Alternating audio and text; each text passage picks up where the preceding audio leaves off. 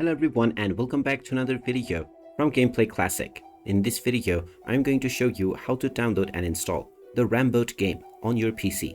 So let's get started right away. Now in order to install this game and play it on your PC, you will need to install an Android emulator.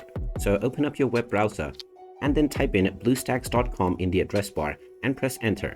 You will now be taken into the official BlueStacks website.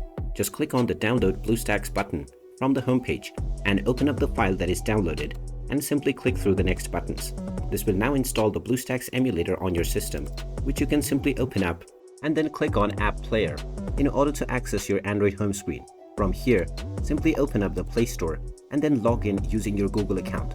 After logging in, just click on the search box and then type in Ramboat and start your search.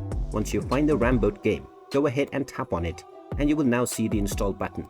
Tap on the install button and this will begin the download and installation of the Ramboat game on your device. Just wait for a while until the installation is completed, and once it is done, you will see the play button which you can tap on in order to launch the game, and you will also find a shortcut on your desktop which you can directly double click to start the game right away. And there you have it. That is how easy it is to download and install the Ramboat game on your PC.